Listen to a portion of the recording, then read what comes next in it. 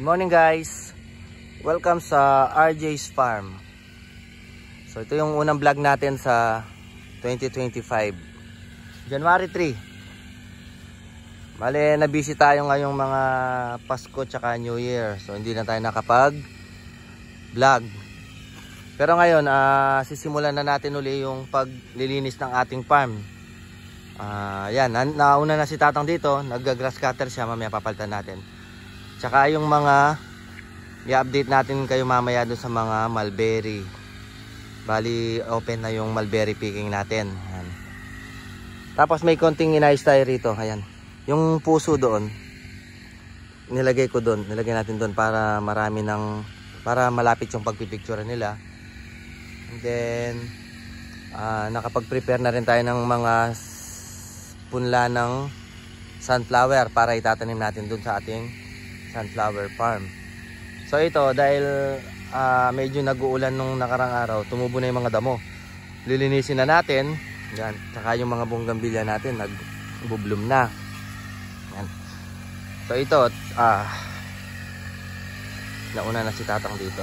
Ayan. Naayos nila yung mga ubas. Yan. Kasi mahaba na yung mga damo. Ayan si Tatang. Ito.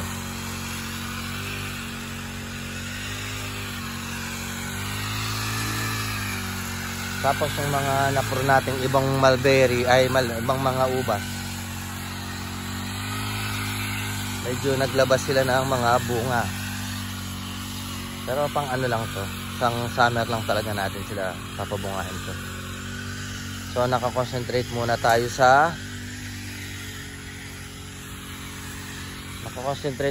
sa mulberry ngayon, lalong-lalo na ngayon sa summer bakasyon, mahal na araw. So dati 3 weeks ago nag-back prune tayo ng mga, ay may mga bunga sila. So dati 3 weeks ago nag-back prune tayo ng mga hard prune ng mga mulberry natin, yung 4 years na old na mulberry, kasi nga hindi na sila productive. Ito sila. Ito yung update ngayon sa kanila. Yan. Medyo naglalabas na sila ng mga bunga. Ayan. So ang gagawin natin, dahil marami sila, tatanggalin pa rin natin ng mga sanga na to. Itong mga to. Tatanggalin. Mamaya hihimayin natin yan. Para patutuloyin lang natin yung isa. Isa lang para maganda yung tubo nila. Tsaka yung mga nasa loob, tatanggalin natin, kagaya ng mga to, yung mga nasa loob, tatanggalin na rin natin yan. Kasi ang importante, wala siyang sanga dito sa loob, para hindi sila naiipit. Naiipit kasi sila eh. Para maging productive sila, dapat wala silang sanga sa loob. Ayan. Ayan. Tapos pinagtatanggal ko na to, para maging ano sila, maganda yung tubo nila. Dami niyang bunga rin. Hihimayin natin sila mamaya. Yan, tsaka ito, mga dating gawi, tatanggalan natin sila ng mga dahon. Kagaya niyan, tinatanggalan ng mga dahon para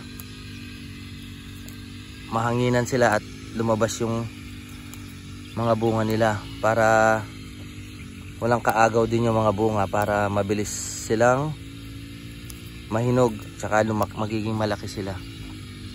So ganyan ang laging ginagawa natin ngayon, hinihimay natin. Kagaya nito, ang daming bunga. Ayan.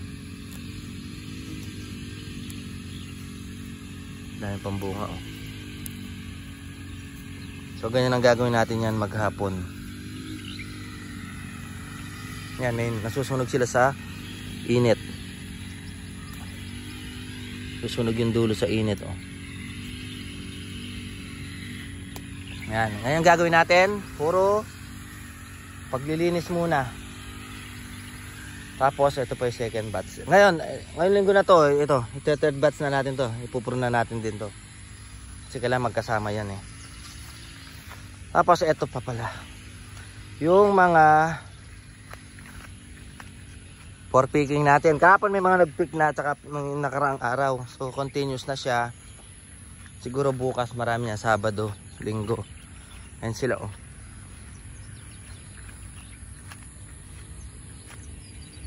Paling ito, pag hindi nila na-pick, gagawin na natin sila yung bagong product natin na dried mulberry fruits. Yan.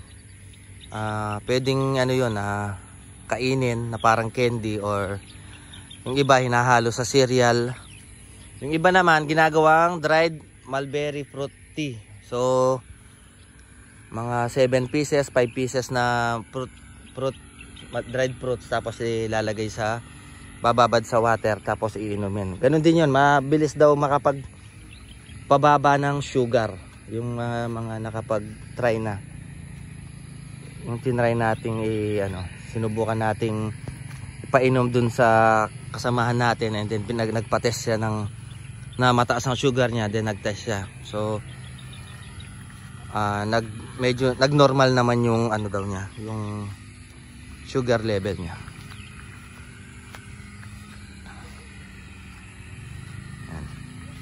Bali, continuous tayo sa pupurun. Tapos yung black giant natin, ipupurun na natin. O ibabakprun natin kasi sobrang taas. Tsaka na lang natin sila ayusin nun. Ayan, ito yung mga to, ayusin natin. Ayan o, iba talaga pag napurun mo ng na malabas lagi yung, mabilis na mabas yung mga bunga niya. So itong gagawin natin maghapon, or mag-i-spray muna tayo dito sa may ubas. Para maintain lang yung ubas natin.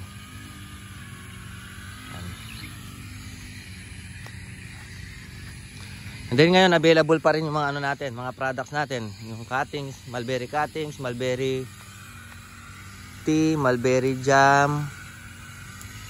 Tapos yung natin, mulberry seedling natin, meron din tayo. Ayan.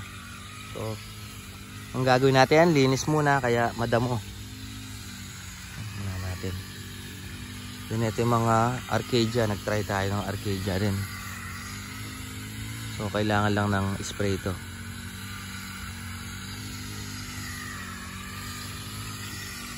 So nagsisimula na tayo maglinis-linis din, para magandang puntahan ng mga bisita. Yan.